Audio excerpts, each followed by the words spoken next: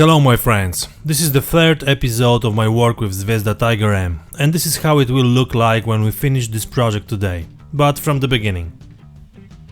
I started the weathering by applying 2 thin layers of glossy varnish to the model. This product doesn't need to be diluted and we apply it directly from the bottle. The best effect is obtained by applying thin layers.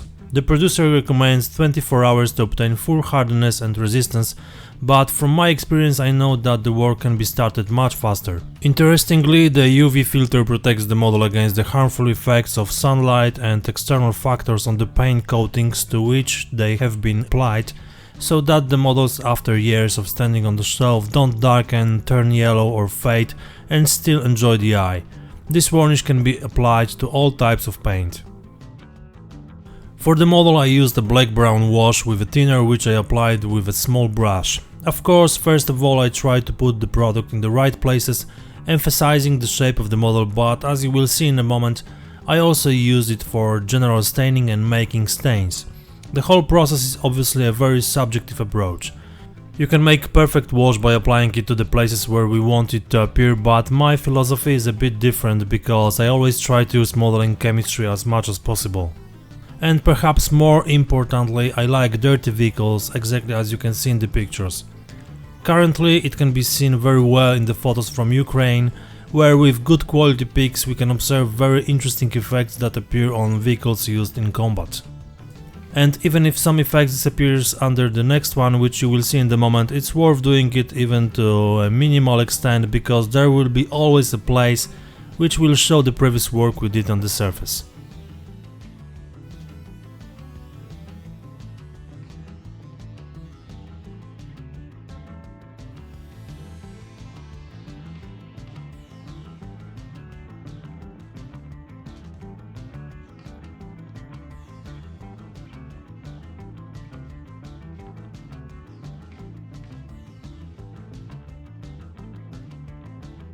Here you can perfectly see what stains I make with the wash.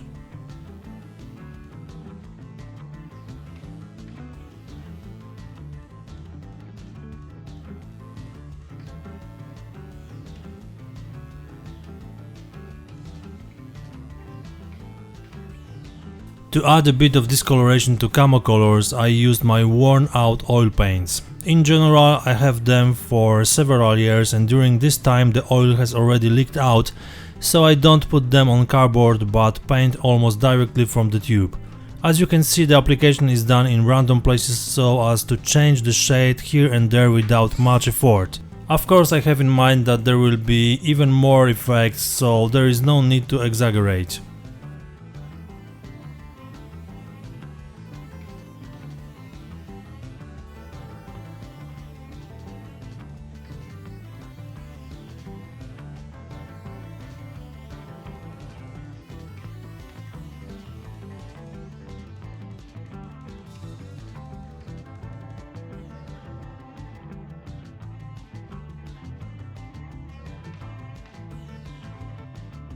I also made the surface dirty using the oil paints again, but this time there were some great shades. I focused especially on places where the crew could make such dirt. The vicinity of the hatch, on the roof and the door are the places where I applied these paints.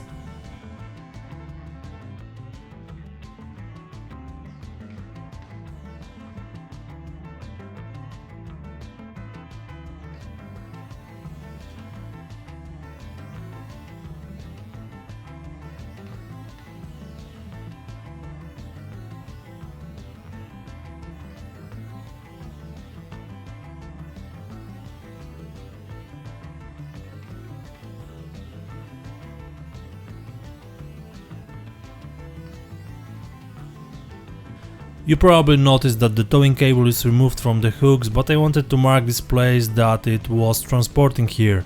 This can be done by dusting the place properly, but it was out of the question here. That's why I used oil paints for this. The trace is clear enough and will definitely be visible later, even after heavy dust and mud application.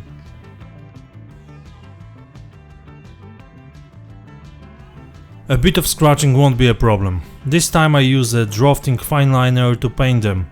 It seems much easier to use than brushing, we can do it faster, and which is quite important. In case of mistake you can easily remove the ink from the model. It's really convenient to use and in my opinion it's worth trying.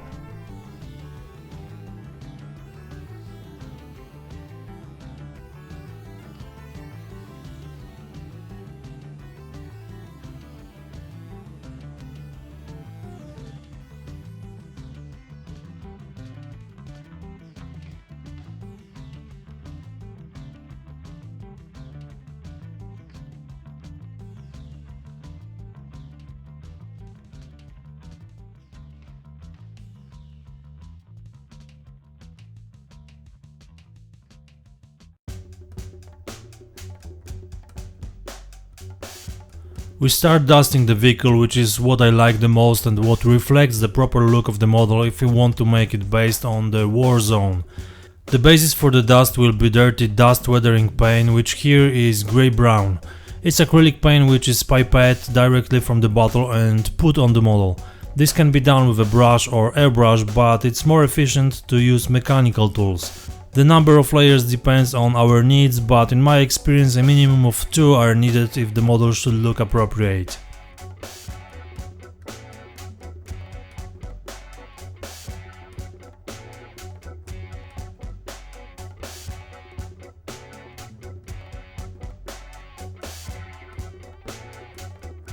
But before proceeding to the next stage, I remembered that I still have to make the armor plates on the door, windshield and front bumper.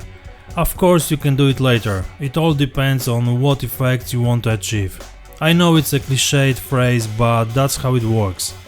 If I apply the colors now, the subsequent dusting will surely suppress their saturation. If we assume that the armor plates were added after the vehicle was dusty, they should be as fresh in color as possible, and on the previously laid dust there should be a place where it would be worn by default during the assembly of the armor. In my opinion, it's the best to make a list with the order of work and analyze what effects we will get by doing certain stages in a certain order or changing it. I hope you understand this and you follow my way of thinking. If something is unclear, feel free to ask in the comments.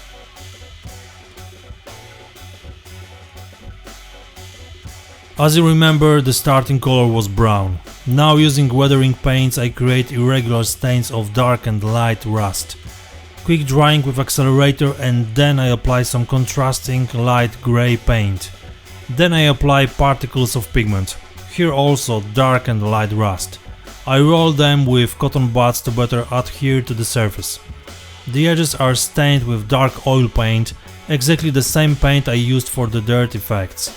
This is to simulate the marks of cutting plates with a grinder.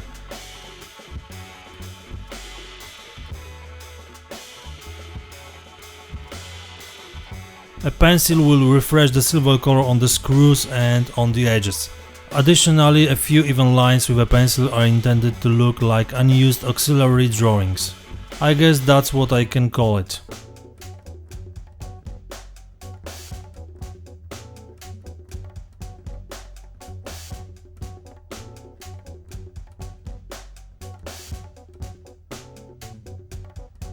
I used exactly the same products and techniques on the front cover made of profiles and protective nets for the headlamps.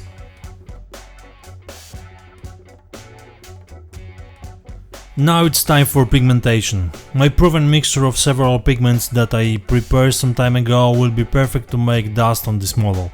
Generally its shade is light grey. It's suitable for dust and dry matte, but also for a more dense layer of dried matte which will be visible on the wheels. I stick the whole thing to the model using Tamiya thinner. The wheels also got a thin coat of weathering paint and I started applying pigment on them. Someone may say that I forgot my gloves, but it's not my mistake at the moment because the excess pigment is best rubbed off with a sweaty finger. I know it doesn't look professional, but the final effect is the most important thing and it speaks for itself. Am I right?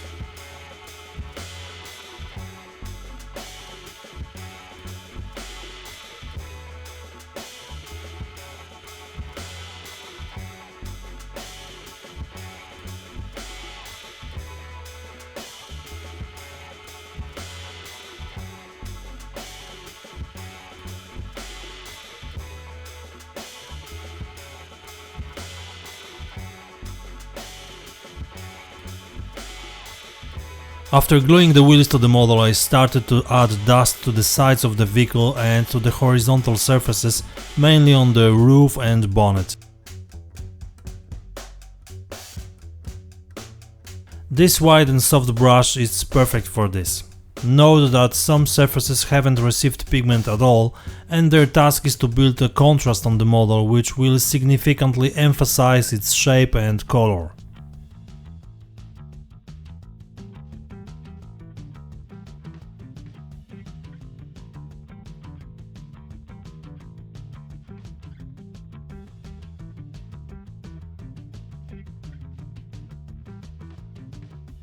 I solved the problem of damaged windows very quickly. A little bit of pigment masked this failure and I don't have to worry about their appearance. Of course, there are also some small splashes of matte. Based on my observations of military vehicles, I can say that such splashes appear everywhere on the vehicles, so wherever we make them, it will be fine. However, it's worth limiting yourself a bit by making them on the model, because exact copying of the real vehicle is not always good for the model. Yes, exactly, trust me, I've checked it and I know what I'm saying. Okay, at this stage the model is almost ready and I could put it aside and take care of figure or the base, but I will add a masking net on the roof. First of all, because I like such accessories. Secondly, they add more detail in my opinion. Thirdly, I saw that the Russians use such nets to tie stowage on the roof, so I assumed that while the boxes and bundles could be fired by the new owner, the net can always be useful. To make it, all you need is a piece of bandage, PVA glue, paint and a little water. Easy peasy. I don't think my talk will be needed here.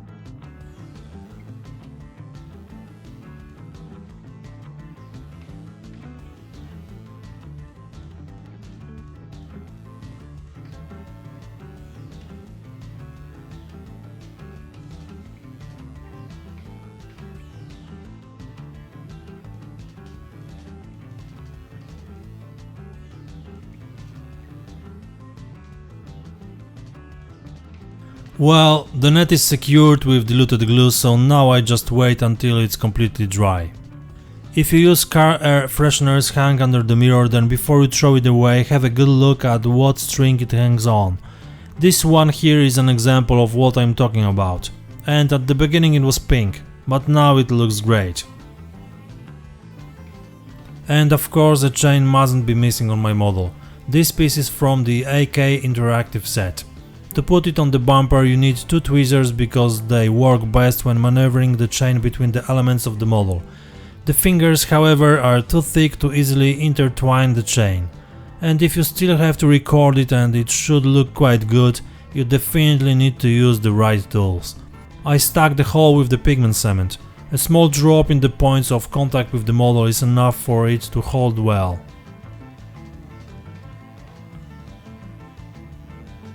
The mesh is already completely dry, so it's worth to attach it to the roof with some string or belt.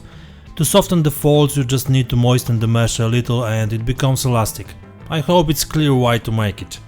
This, however, causes a small problem as the use of paper as a belt material is out of the question. The only option here is plastic because the metal ones from PE sets I have are way too short, so the only element I used from this set is a hook, which can also be done using copper wire. CA glue keeps all into place.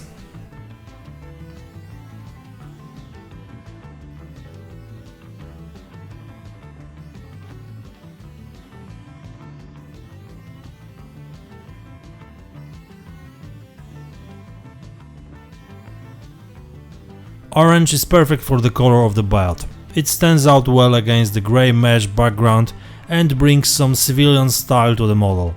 Of course, a little wash and it's ready.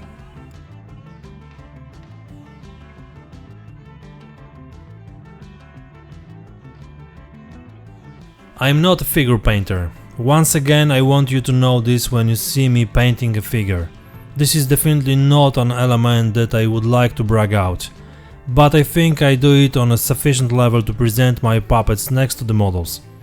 My miniature is assumed to have a captured Russian helmet with Ukrainian markings, a black warm fleece sweatshirt and sand vest and camo pants. With this in mind, I only want to show you how I paint multicam pattern. When I did it for the first time, I looked for the right colors by myself. Now we have ready-made sets from various companies, so if you want, you can use my proposal or buy a set from one of the companies. The colors and order of the applications are exactly as shown in the video now.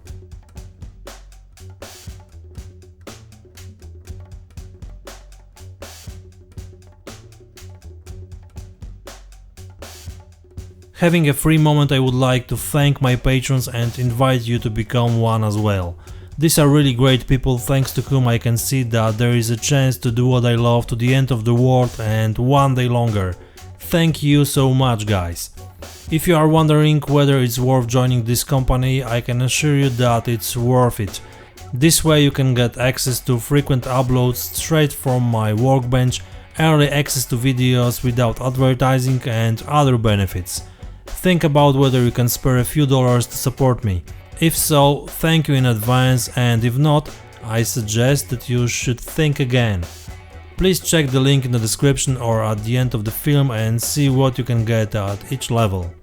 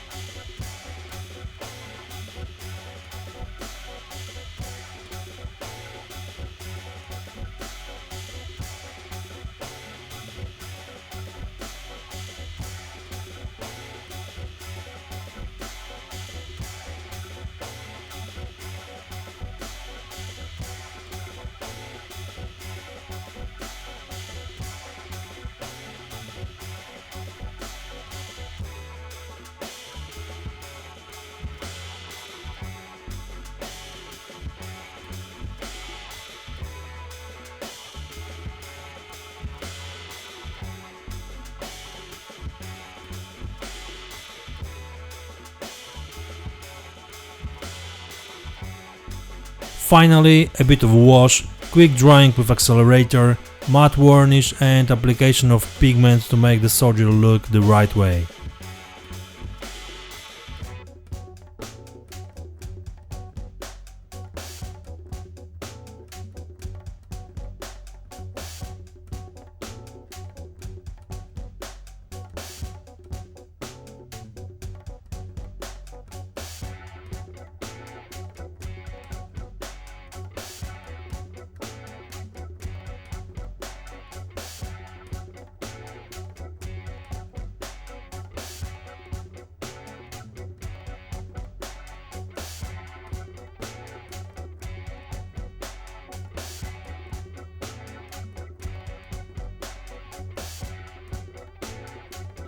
The final stage of work on this project was to make the base. I didn't want to build a large diorama, but rather prepare a small piece of land to set up the model. In my opinion, it always looks better than the model without the base. Once I was given a couple of wooden blocks to be used as bases for my future projects, and just one of them was perfect to put the tiger on it and additionally make a piece of the road. After sanding the grey paint, I glued soft pads to it to make it slide easily on the table. I painted it black and after masking the edges started applying the asphalt. Of course, I have previously indicated how much the road should take. I also wanted to add some sand on the corners with grass and bushes to complete the whole scenery. Due to the fact that my asphalt was supposed to be quite old, uneven and not look like a highway in Germany, I decided to use the latest Modeler's World product for this. Courtesy of the producer, I received the packaging you can see here. Its content is enough for 2 or 3 stands like mine. As far as I know, is one from the product series. The producer assured me that the offer will also include other types of asphalt and dedicated to various scales up to 72. All products can be combined with each other to create your own compositions. For example, pieces of new asphalt in an old roads as filling in holes or joining individual fragments. Only the sky is the limit, as someone wise in the past said. If I can evaluate this product, I can say that the effects are diverse and depend on the method of application. If we apply the product with a larger amount of liquid, then after drying the surface will look different than after applying an almost dry paste. This product is dedicated to 1:35 and 1:24 scale, and I can say that it's a hardcore and raw 3-dimensional asphalt with a clear texture that will look very good under weathering models. Definitely not smooth and far from elegant. It's perfect for worn out roads somewhere in the dump or places where everyone has forgotten how it looked like when it was new. For everyone interested in these asphalt products, I have information that Modeler's World is launching right now a great discount on purchases in the online store with the code coldemonspl, so you will find a link to the store in the video description. After drying, the surface is very hard, so you need to know in advance whether you are going to make any cracks or holes on the asphalt surface. I decided that my base will be quite simple this time and I only left an uneven surface and visible layers after pouring the mass. I applied a little wash to the asphalt and started applying the same weathering paint I used on the model, in small numbers just to add some variety to the surface. To make the vegetation, I used products from Beer Scale Modeling. It's worth checking the product list of this producer because I'm sure that many of you will be surprised by the number and variety of products in their offer. Small and larger bushes can be cut as needed and built into constructions that match the project, if I can say so about plants. Here you can see a mix of 3 different products that come together to form a good looking construction.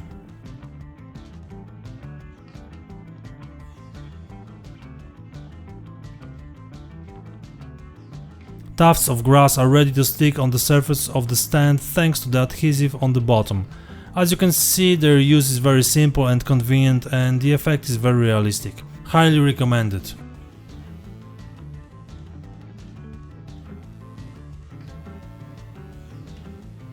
The last touches on the base are adding the dust. Of course, I used pigments that had been previously applied to the model. The only thing I would like to draw your attention to is the way they are distributed on the asphalt.